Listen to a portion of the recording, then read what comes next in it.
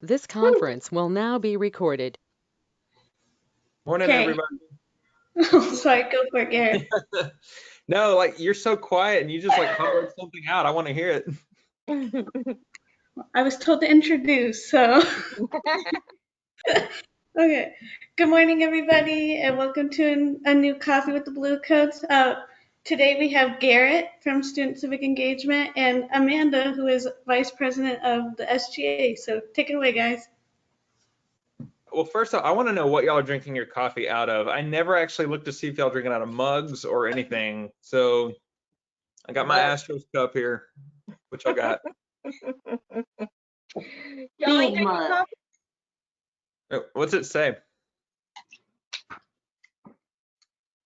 Mine? Yeah.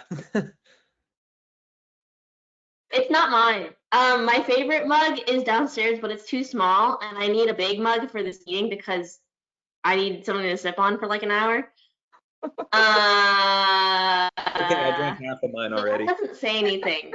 Forget you saw it. My favorite cup says Pro Football Hall of Fame. Says what? And it has like a football field. Oh, trees. Pro Football Hall of Fame. Cool. Mine says Girl Boss Fuel. Dude, I would drink out of one of those. Well, this is the one they got me when I got appendicitis, so. Ooh. Who got it? You guys, you don't remember my little basket y'all made me? She's like, we did? Yeah. I don't remember like the mug specifically. Yeah. What? You're so funny. Y'all, I can't do this. What's Ambassador Williams I'm drinking? lost. I'll have to go get it. He's drinking mead.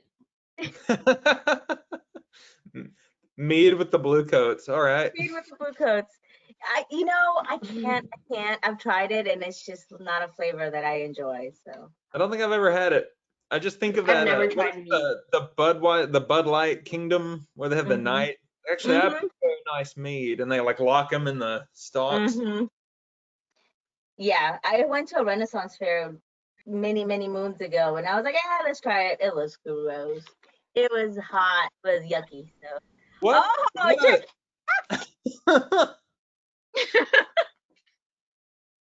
You should not. Guys. This is the point. He's got. That's beautiful. This is why I asked, what are you drinking out of? Because I knew something interesting would happen. Krishan is probably the most interesting out of all of us, honestly. When we were pen pals, because when quarantine started, I was doing snail mail with a bunch of friends and us blue coats. When me and Krishan were writing together, he wrote my letter like in mostly Latin.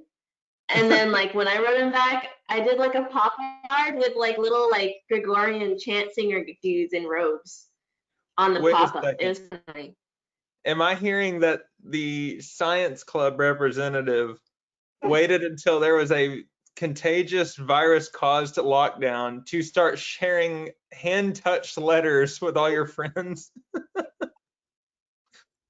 They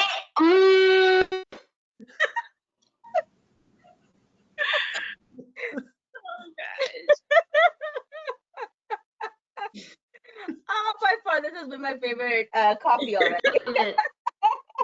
Savannah, what are you drinking out of? I can't have a cup around because of my dog, so she would bark and try and attack the cup. So we can't have cups around the table. Seeking is her mind. Special, right? Yes. All right, Amanda, you're up. Today, it's water for me. It works. Way to make us feel unhealthy, Amanda. Good morning, Kaneda. Kaneda, what are you drinking out of? Kaneda, what are you drinking out of? My tea is not ready yet, but I have a couple of Tinkerbell cups that I like. I'm using my white one today. Nice. I still need to find a coffee. I would like to see somebody.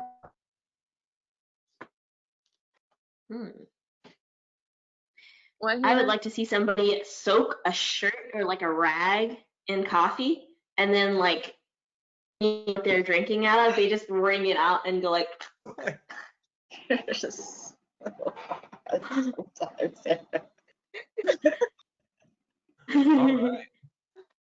Amanda, do you want to talk about SGA and stuff we're working on, or do you want me to start? You can start. Okay. Well, I'm going to introduce Amanda Daniels, who is our VP for SGA, and I'm going to let her talk about SGA. Okay,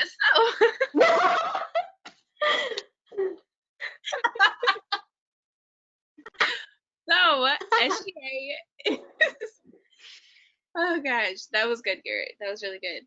So SGA is Student Government Association. We do have a fairly good organization here at A&M Central Texas, and yep, added the city. And yeah, right now it's we're kind of spending this time to kind of reconstruct SGA to be more more efficient in the way we run things, and more organized. So we have multiple planning meetings, SGA planning meetings, where we talk about certain things, and Garrett might want to go into more detail about that. But yeah, I'm trying to think like what else specifically we're working on. Oh, Text Talk hasn't like started rolling yet, but it will be soon. It is going to be a virtual meeting for now that students, faculty, staff can join, hop on, and talk about anything they're concerned about, i.e., everything that's going on in the world right now, social injustices, COVID, maybe, and more like on a more local level, and even on on our school level. So that's going to be a really good, exciting event that we hold. Yeah. That pretty much sums it up. One thing we're looking into right now is the policy committee that kind of determines the constitution and bylaws for the year. The last time our constitution and bylaws was updated, I think it was like 2016, maybe. It's been a while. And that was something we requested out of previous SGA leaders, and just to be honest, it was never delivered. So I'm very excited that we now have President and VP who are working on that, and we should have a committee put together soon. That way, as SGA begins to meet, they can vote in the new constitution and bylaws. So anyone who wants to renew their membership as a senator for this coming year, I would highly encourage doing that, because that'll be when this kind of vote takes place. Some of the stuff we want this constitution and bylaws to include is to make it faster and easier to become a member, and faster and easier to become a senator. Create a voting voice for each student organization. That's something we were going to try to start to push towards last year. This basically takes SGA from being, instead of 2 people and then a bunch of other people over here, to being a full cabinet here, a representative group made up of student org votes, and a Senate made from the academic world. Now, obviously, with COVID and being distanced, this could look kind of strange and hard to visualize, but I think that we can have SGA the way we're having coffee with the Bluecoats right now. And if anything, it helps because we'll be able to record it, and whoever our secretary ends up being can take minutes, and it'll be easy to rewind, go back, and I just showed my age by saying rewind, but you know what I mean. Be kind, rewind. They'll be able to do that. Now Carla's speaking my language now. So a lot of things start talking Blockbuster. Yeah, I remember Blockbuster. I remember the smell of that place. But yeah, so lots of good changes that'll help us be more organized and get more things done. One thing that I still look forward to doing in September, no matter if we're online or off, is to have the treasurer of each org be the sole designated rep who can make purchases for the student orgs. and that person will have a training with Kanetta and Jamie and me, or I'll just send them to Kanetta and let Kanetta handle the whole training. I think you got this. She's gonna earmuff her child so he doesn't learn some words. No, Jamie and Kanetta and I will have a training program that we put together. That way, anytime somebody needs to make a purchase, there's an understood process, guidelines. There's no argument over, well, this person was supposed to get it on this day. Well, I thought they were going to bring the P card back. We just make it easier for everyone, streamline a lot of processes. Community outreach. Whenever COVID is over, which I believe it will be by the end of the academic year. I mean, if the original prediction of having a vaccine in the spring happens, I imagine that by this time next year, we will have moved on from all this and talk about how bad 2020 was. With that said, whenever the community is kind of opened back up, I want outward focus to be just as important as on-campus focus. The thing we talked about at our last meeting, where we talked about marketing and getting our image out into the community, that's something I really want to highlight. So I think that we're finally in a position to where we're modeling SGA to where we can jump on this. And one thing that we're pushing is our access and inclusion. We're going to have a whole leadership position that's based on generating diversity, hearing more voices on campus, creating more opportunities. So I think we're going to have a really good group this year. It's just a matter of knowing when and how we're going to meet. What are some of the things y'all would like to see SGA do this year?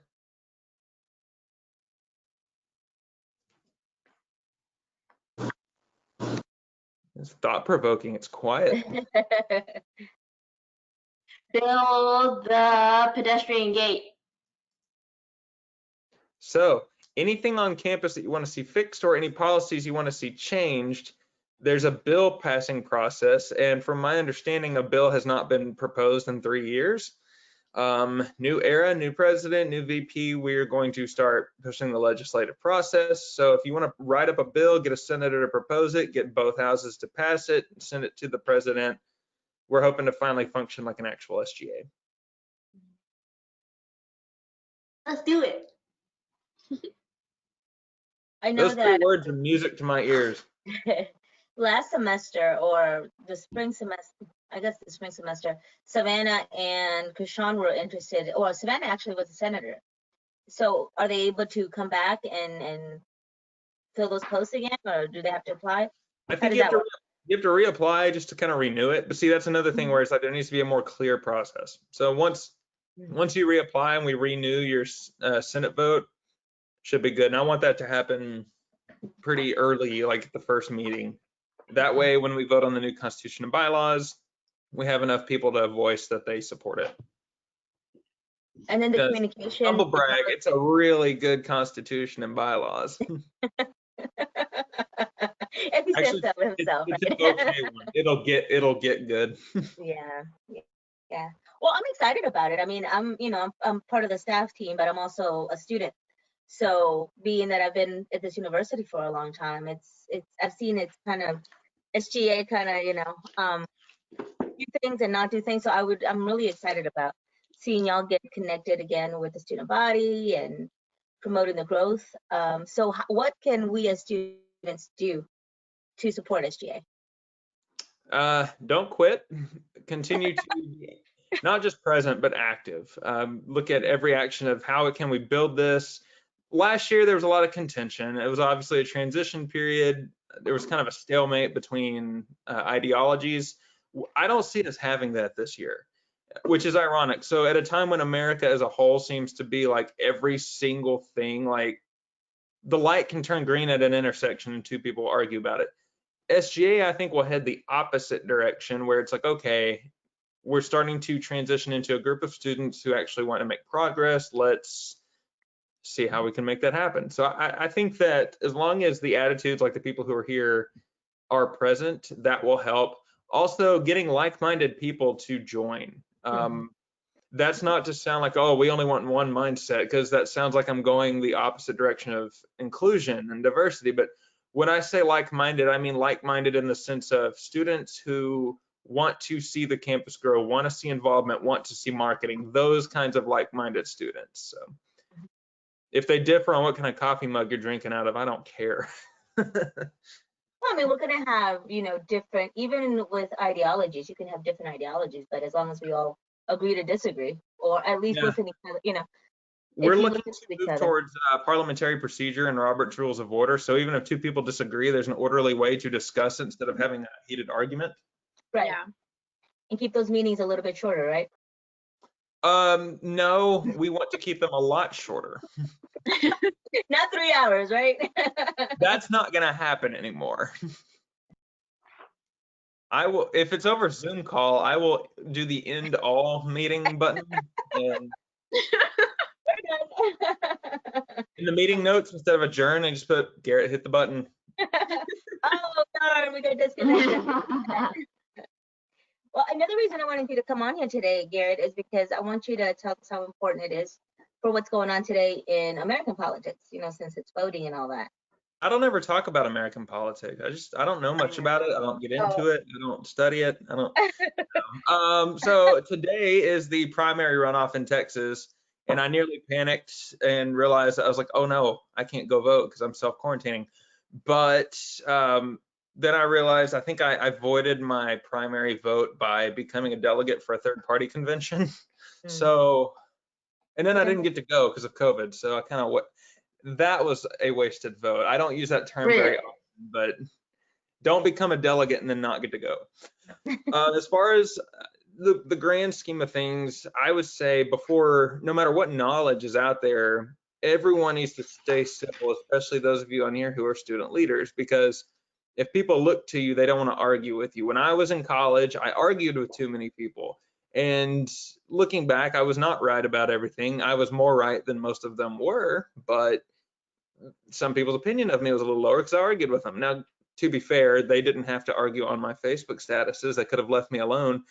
But the world we live in is very contentious. And so always be civil. If somebody has a different view, it's all right. You can talk to them about it, but don't let it become fiery. I guess the way I would say is a lot of the highlighted issues right now, race, inclusion, things of that nature, they're actually, contrary to popular belief, there is a conservative and liberal way to have inclusion and, welcome people into your circle, welcome people into a thought. There's a common misconception, though, that it's all one way or all the other way and that you can't talk about it. And in higher education especially, there's a belief that politically it all needs to sound like one ideology, and anyone that has another view, it just needs to get with the times. You don't bring anyone to the table with that kind of message. So, and big A&M is struggling with that right now because it has been a very conservative school for decades, and now they're kind of doing the overcompensation and trying to say, look how liberal we are. See, we're here too. And it's not striking a good chord with donors and students. So you have to basically have look, everyone has a different view. How do we come to a common accomplishment? That has to be the mindset. So that was a more broad answer, not really the answer that was even to the question that you asked, but I kind of wanted to preface the answer with that because I think going into this year, when people come back to campus, especially at a campus where a lot of people are of non-traditional age and status, a lot of people like to argue. They go into Facebook mode and they will do it in person too. So just keep that in mind. Smile, pretend to tolerate stuff, and then voice your opinion. As far as politics as a whole, I know everyone here, we've talked about voter registration before, but voter registration is something we're going to continue to push until closer to election time. I continue to give everyone the I side with quiz because what I've noticed on social media, a lot of people are surprised to realize that they don't actually agree with the candidate they thought they agreed with. And I think right now they're including, 5 different candidates. So you got the main 2, and then you've got, I break it up into sections. You get top tier, middle tier, bottom. You've got the Republican and Democrat, then you got the Libertarian, and then you got everybody else. And that's kind of how the different tiers work of third parties. And a lot of people question their results. Oh, that can't be right. And the more you look into it, it really depends on how in depth you want to take the quiz. There are questions where it's, do you agree with this? And you can answer yes or no, or you can say yes, but, or no, but this, and then you can either submit your own answer or pick one from a list, and there's this algorithm that lines you up with candidates who have filled it out. It lined me up. I think I matched like 70% with my top result, and then no, I was 88% with my top result, and I think 68% with my second one. And so it's a really interesting, and then it breaks it down by category. So there will be like somebody, like, let's say it'll show you Donald Trump. You may think, oh, I don't agree with him on anything. Yet there may be a high percentage of one individual category that you do. And so it'll say, okay, you agreed with him 20% of the time, but here's why. And it may be something like if Trump says, I want America to survive. Well, we all agree with that comment. We meant, everyone will have a different opinion of how, but you're never going to 100% disagree with someone. I did see one person, I think the lowest match they had was they only agreed with Donald Trump 1% of the whole quiz. And I messaged this person. I said, I am dying to know what the 1% was. And they didn't tell me. I was like, so I guess it's just, do you have a pulse? And they answered yes. But it's just, and a lot of people that I have taken it have also realized there's a lot of overlap in what a lot of candidates believe and what they vote on. I do wish that the quiz would focus more on actual legislation, because this is not going to shock anyone. A lot of times a candidate will say they have a view or a promise or a plan, and then the stuff they actually end up voting on is not that. A lot of the times they're all holding hands under the table. So I wish it would factor in more of that, but I understand that they can only do so much. So I encourage everybody to take that quiz, and you can break it up. What is it on? It's called isidewith.com, and I believe that, I don't think it just does parties and presidential elections. I think you might be able to apply it to representatives. I think it asks you about representatives as well. So it's pretty insightful in that regard. I wish they would open it up to a lot. I wish that they would expand it to local elections, because there's a lot of local stuff that gets voted on. And in these, thanks, Carla. A lot of these smaller races end up getting covered up by the national media coverage of big elections. As political as everything seems right now, this is ironically the least political, the least campaign coverage I've seen in an election year. And I'm not complaining at all about that. It is very interesting that, I put it this way, I'm glad there's not, because as much as I think Trump and Biden and Jorgensen, all of them should be able to do their campaigns, I want whoever is president focusing on this virus. And so I kind of like that there's not much focus on it, but at the same time, that everybody in the country needs to be spending that time brushing up on policies, on different things, having a fair mind. You can say, oh, I hate that candidate, but give credit where due. And that's, or this person, I really want to like them, but man, they really screwed up on this, and this. Don't be afraid to branch out and look for alternate options. The amount of people who voted third party last time around doubled. And so there's really no shame in that. It's a small percent of the overall population, but I would say this, there's a lot of pressure I've seen on Facebook, especially a lot of people in probably the 40 to 60 age group, and a lot of people in the, say, 18 to 25 age group are really screaming loudly towards that in-between group to say, don't vote third party, this election's too important. Well, as somebody who is significantly older than a lot of people on this call, I will tell you that every election of my lifetime, I have heard that phrase. This one's too important. This is the most important one of our life. Yeah. Every election you ever vote in, you're going to hear that, and it's going to feel that way. So cloud out what tune out what crowds tell you. Do things like I side with, and find out who really represents you, because eventually we're going to reach a point where mainstream is not as mainstream. So you might as well be on the front end of that. And please don't go around saying Garrett was telling us all to vote third party. No, if you take I side with and you match 95% with Joe Biden, knock yourself out. I'm just telling you, make sure whoever you vote for represents you. Yeah. So what happens when people like Kanye Kanye West? We'll throw in real quick. There's a pie chart that shows 2016 and how close the red and blue were. And then there's a little sliver of yellow. And then there's a giant, almost overwhelming majority of the pie chart that's gray. and the gray either didn't vote or didn't care. And it said, don't blame the yellow sliver for the fact that the gray part didn't vote. Exactly. But then how do you tune out things like, for instance, like Kanye West? What is your advice to doing things like that? Well, personally, I've been tuning out Kanye West since he was cool, but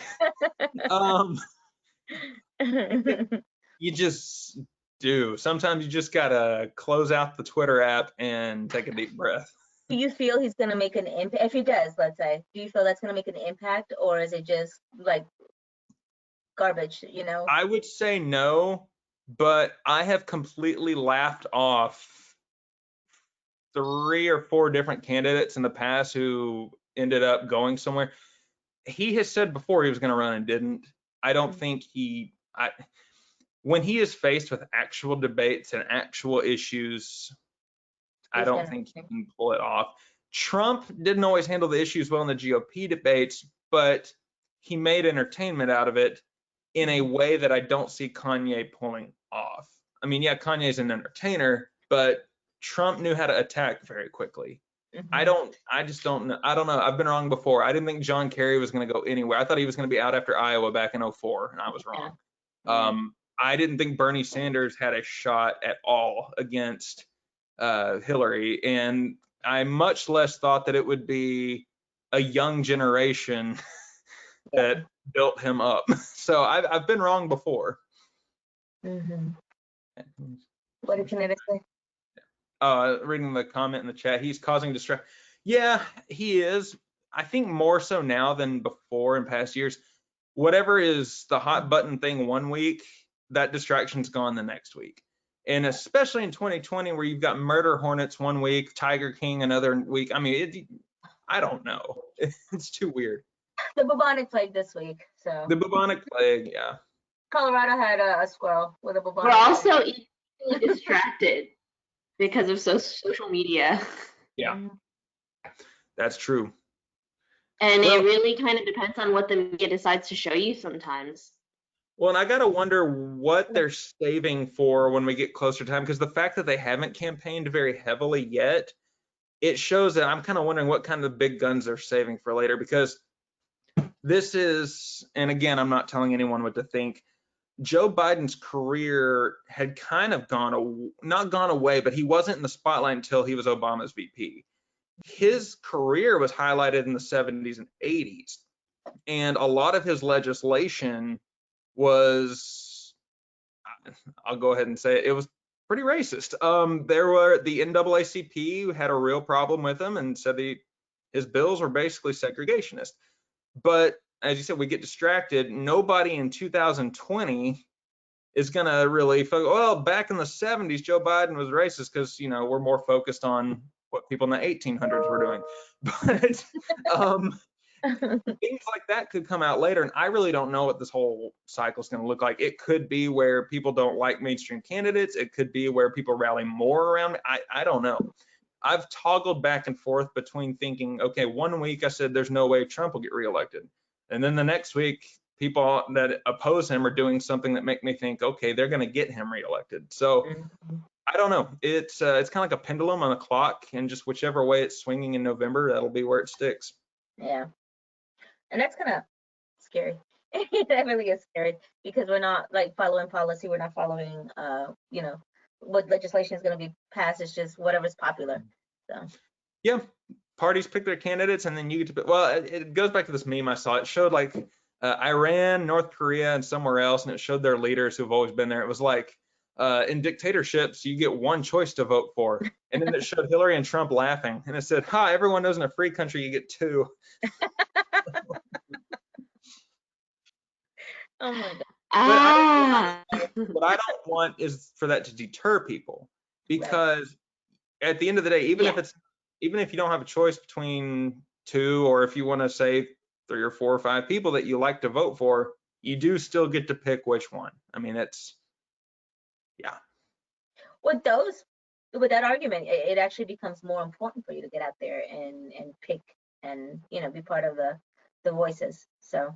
Yeah. And watch candidates that you don't agree with just to hear it before you read it in a headline. Because headlines are the most fun thing in the world. And usually by the time you see a post on Facebook, before you open it, you see who posted it. And based on who posted it, you know if you agree with it or not. And then you look at the comments and there's already an argument going. So I would say find a source on your own that's not biased. Just dig through what's actually true and what's not. I saw one this morning that I had a relative who just kind of she's like the last into the boomer generation. So she barely a boomer, I think. And so she posted that said that Democrat mayors are lobbying to spend $6 quadrillion in slavery reparations, which would be 100 and something million per citizen. And I'm like, stop posting stuff that's that ridiculous. Like, you know, that's not true.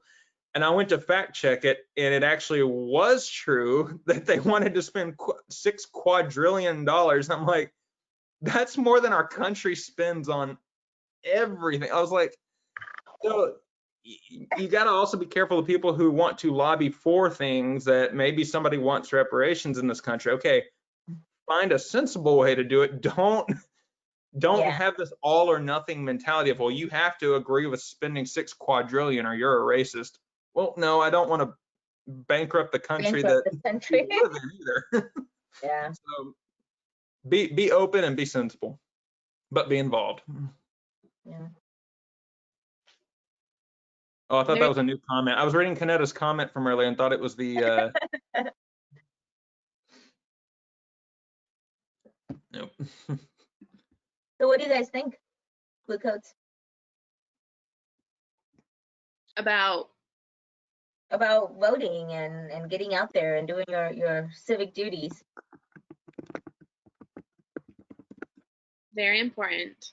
I think it's important, like, if we're gonna live here and be citizens, some people choose to be apolitical, but I think that, like, living in a country in which everything in politics affects your life, it does affect your life. I don't think people, like, put that into perspective. Mhm. Yeah. Like, everything affects us. Like, environmental stuff, that's literally the air we breathe. And, like, healthcare, education, there's so many, like, systemic things that go on that run so deep, like, underneath everything that people just ignore. I didn't even, like, know about them until I started, like, reading articles, reading, like, discussions about how things affect other things, and everything's connected. I sound crazy, but it's true. No, Everything matters. I'm glad you said, because I made a note of 3 different things I want to bring up. And one exercise I like to tell people to do: take your favorite politician, favorite candidate for anything you've ever gotten excited to vote for, and find the 5 worst things they've ever done. Because if you can embrace your favorite side's shortcomings instead of being defensive, you'll be a lot further ahead than people that are arguing all the time. Because there are times when if a candidate's like, everyone should go jump off a tower. Well, inside people know it's wrong, but they just refuse to admit it because they don't want the other side to celebrate. So it's like, no, they had a point. Learn how to acknowledge the wrong things. On the other side, find a politician you hate who makes your skin crawl every time they speak, and give credit where due. Find 5 things that they've done right, because all of them have, no matter how bad they are. So the quicker people can learn to do that, the better off they'll be when discussing the issues. And I think that's a lost art that people in this upcoming generation don't know how to do anymore. So you as student leaders are prime people for being able to be fair and objective, and that's kind of what you guys can spark. And I would also say that, there's a lot of things where just because some of the people who created something were flawed doesn't mean that it's a bad system. For example, lots of debate on the Constitution, lots of debate on Electoral College. The Electoral College, while it does need to be updated, I think a lot of people fail to see why it exists. And it's it's not perfect, no system is, but what that does is it protects people in places like Nebraska and Idaho and North Dakota, where you got like 5 people living in the state, but they hold the country's ag interest together. You know, it's like without them, where does our food come from? Places like China, where stuff's outsourced and the quality's not as good for us. But a lot of people on the streets of New York or down on a beach in Florida don't really see what a farmer goes through every day in Kansas, and vice versa. So like you have this system that's meant to balance that out, because a lot of people say, well, the majority should rule. Well, segregation and slavery were supported by a majority. That doesn't make it right. And due to equal representation, we as a country can get rid of things like that. So a lot of people, that's one thing that's, I think, needs to be evaluated more when it comes to elections. And I'm not saying you should agree with the Electoral College, but I do wish more people knew why it was there. And that seems to be something that's lost on a lot of people. The other thing is the Constitution, the flawed people wrote it. There is no doubt about that. But when you look at other systems of government in our world and what it was written to prevent, it is definitely, it's the best restriction against someone violating your rights that we have. Now, do I think that they should have needed to add a 13th Amendment to acknowledge that all people are equal? No, that should have been applied when they said that all were created equal. Duh.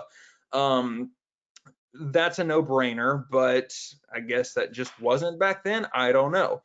But if you apply those amendments that they wrote to everyone today who is on this call, who you see in class, out in the world, it is still probably the most protective of individual liberties that any country has. And so voting is the best way that you can get out and protect that. Because even though every president in my lifetime who has sworn the oath into office and said, I will protect the Constitution, they haven't, but it's important that we elect people who will. Yeah. And kind of like piggybacking off of that, like it's important to vote because we like that is our right, and there are so many other people in this world, in our country, that don't have that right, you know. So I think that's why it's important.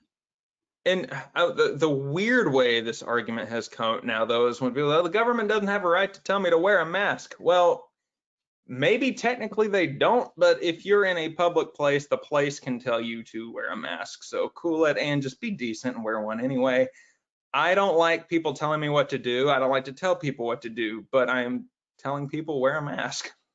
I feel that's just human decency, you know, because you don't know if something you know, it just, I don't like, I'm afraid to get the virus myself, but I am more afraid to give it to someone I love and have that person, yeah, you know, possibly perish or something like that. So I canceled every meeting, everything that I had to go to, except for one meeting. And as I was telling Carla yesterday, it was a meeting I had to go to. Yeah. I go to it, and the next day I get a text saying that somebody at that meeting tested positive. So I am now self-quarantined for 2 weeks. But it's just, we were all wearing masks. I even had a glove, so I didn't shake anyone's hand at this meeting. So I should be fine. But I don't want to bring it home to my wife, who has several things happening at once and don't need to add another one on. Exactly. I just wish more people were considerate of that. I like to go the route of telling people, okay, I really think that the government can't tell you to wear a mask. Can they tell you to wear clothing? And then just watch people's heads explode, because it's like a rabbit hole concept. Exactly. it's just a display of lack of empathy and lack of regard for human life to not wear a mask. Yeah. Like when you're around other people, sometimes people get so sucked into their own perspective that like difficult time with human decency when it's written down, Princey's 13th Amendment, or directed by some entity. That is very true. I wasn't born in this country. People get sucked into their own heads. Yeah. I was born in El Salvador, grew up in America, and I've always had like a deep love and understanding for like the Constitution, American history. But for many years, I was a legal alien, but I wasn't an American citizen. And my mom kind of left it up to me and said, whenever you get older, you'll decide if you want to become an American citizen or not. because, you know, I had deep ties to my country, and it almost felt like I was giving up. And to me, it was kind of a no-brainer because I was like, I want to be part of the process. I want my votes to count. I want to be able to, even though it's a little bitty tiny voice in this huge machine that American politics is, I want to be able to put in my drop, you know. And whenever people are out there either complaining about the Constitution or saying, oh, you know, this is the worst, blah, blah, this country, blah, blah, you can't tell me what to do. I want to like slap them around and say, do you know how lucky you are to be in a country where you are allowed to say those things, when you're allowed to throw a tantrum and be a jerk for no reason?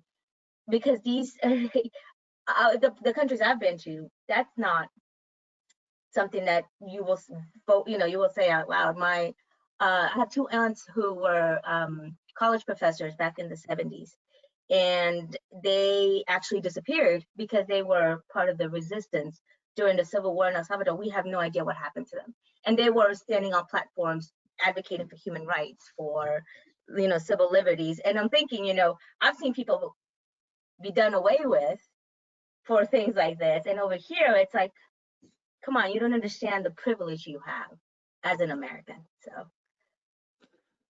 I think of America like people who are in dating relationships. Like if your significant other still has some things to improve, you work it out. You don't constantly talk about how they're the worst human in the world and how everyone else would be better to date, because they're going to leave you.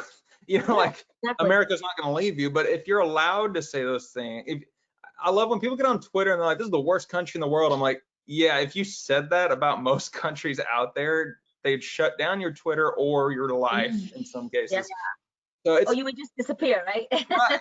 That's And exactly what's happening in the Philippines. There's a lot of things left to improve in this country, but the fact we live somewhere that allows you to improve it is so much better than so many places. And that is hard to grasp because of how monstrous certain things have been. But I like you go back to the founding fathers. There's been a lot of talk about, oh, they were all slave owners. Yeah, and they broke away from slave owners. Like just because they were the founding fathers, I mean, it's, you know, that doesn't justify anything. But at the same time, we can't act like they were the only ones who were that way and act like this country was a sham in its founding. No, it broke away from somebody that was even worse, you know, and that has allowed us to improve. Yeah, exactly. And that 4th of July, there were people that didn't want to celebrate 4th of July. And I'm like, look, the flag isn't for its government, it's for its people, you know. Like in my neighborhood, I have a pretty diverse neighborhood. And I forgot who it was, some celebrity that said, if you get off your computer and go in your neighborhood, you'll see people get along more than they want you to think.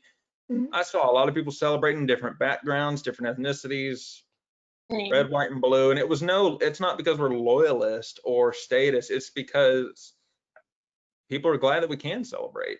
And so I think if you lose sight of the happy thoughts and all you have are the mad thoughts, you'll forget what it is you're trying to fight for in the first place. So All go that vote. to say, go vote. Go vote. Yeah. Make a difference, you know. Yep. And yeah, we need you also as part of the Senate school, so you can make those policies and changes. So Yeah, SGA, that's a good first step. yeah, and it shows your involvement. So vote. And remember, if you run for office someday, they'll find whatever you needed now. So be careful. I'm just waiting for when I run for office and they dig up something from 2007. Did you say this? I'm like, probably. Maybe. They like upload a clip. Just so you can go through and be like, uh-oh, I said that then, dang it. Uh-oh. Yeah, 17-year-old Garrett was not very enlightened. So are we gonna focus on that or what? Yes. Our SGA meetings closed to only students. We do have guests. It is public forum. We actually want to live stream them, whether we're on or off campus this year. So they're public knowledge. Awesome. Are you going to set them up on like how we record and set them up on YouTube? Do you guys have SGA YouTube or? I'd like to. At the very least, Facebook Live, and then hopefully we can always extract it from that and put it on YouTube. Cool. Yeah, kinda how we Chances did- are it'll be just like this on a Zoom call though, or a GoTo meeting. Okay. And it's amazing how many students go back and watch. Yeah. I really like that. You know, just pulling some of the analytics, and people will watch at all times of day. So I think it's more convenient for them too. Yeah. If you are interested in taking notes and minutes and records and that kind of stuff, we are going to need somebody to be that officer because we have not. There were no minutes taken this past year, so it made it very, very difficult to go back and track how funding requests were processed and things of that nature. Yeah. I would be the worst at it. I cannot write to save my life, so if you know anybody that's good at that. I know Miss Canetta's amazing at it, but I'm not gonna volunteer her for anything. She's got enough going on. I know. She's like, wait, what? Amanda was at for science club, but she's a VP, so Yeah. But I can say it is fun, and it's, it is an important position. So you do have to write fast though. So Well, recorded it to back, true. I remember during science club, Amanda was like,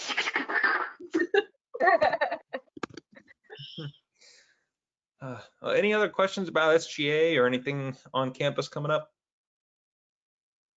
So like with the SESAC and all, because I sit on that board, like what should I tell them at the next meeting as far as like SGA goes?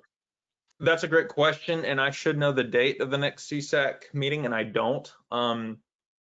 But at that, I think it'll probably just be a sharing of ideas on how we're approaching fall, which I'll be honest, that's kind of an up in the air thing for all of us. Carla can attest to the fact, and Canetta, that I think we hear a different date every week that we're going to be back. We're kind of like Longhorn football. We're always back until we're not. And then it makes it very It's very frustrating until we know something, because it's very hard to plan. So all that to say, it's probably just going to be a sharing of ideas on what the different campuses' plans are, if there is one, and how students think it would be best to learn. In that regard, I won't tell you what to say, because y'all are the ones taking classes. Y'all are the ones that have to make accommodations. Part of the problem with CSAC is we've had representation in the past that has talked too much and not listened enough. This might be a good opportunity to gain ideas from other groups and hear what they do, and then kind of share our ideas. Well, I know at the last meeting, Maybe not tell the chancellor how bad your advisor is. at the last meeting, they were just talking about like what they're doing and stuff like that. But yeah, I mean, we're pretty much on track. I just didn't know if y'all want me to say anything specific or. Yeah. No, y'all are doing great. We're starting tours tomorrow, so we're going to be on campus probably on Wednesdays and Fridays. So, if anybody, I'm not saying anybody here, but if anybody listens to this recording and they're interested in, talking to the Blue Coats or anything like that, you just reach out to NSP, and we'll be happy to get you to Garrett and, start getting, because there's applications they have to fill out, right? If they're interested in any like student body positions. Okay. Yeah. Yeah. So find one of us, and we'll make sure to process them this year. Yeah. Hey, our VP and president better make sure I see those if they're turned in. Yeah. Babiana wishes she was here, but she's at an ROTC meeting, so that's why she's out here. But tours are physical. Yes, ma'am. 6 feet, masks and everything. So on my emails, I've included asking the folks to bring their own masks, but I also have some disposable ones that the Blue Coats will be handing out. So hazmat suit. I wish. So instead of Blue Coats, it's gonna be like, I'm gonna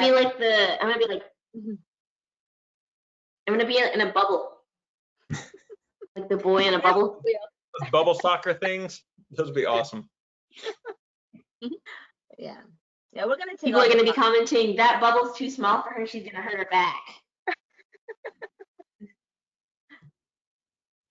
Well, thank you so much for being here, Garrett. I appreciate you coming on and talking and giving us a little bit of wisdom. You know, if you could just, I don't know. I mean, you always join us, so, but yeah, specifically, Yeah. thank you I'll be for here. sharing all your ideas and everything. Any last minute question, Blue Coats? Miss Canetta? No? Okay. Well, this one's been fun. Thank you so much for being here, and we will see you again next Tuesday. Yes. See y'all. Bye. Bye, guys. Bye. Bye. Blue coats tomorrow. Huh? What'd you say? I said see you blue coats tomorrow. Oh, I said see you tomorrow. okay. See ya.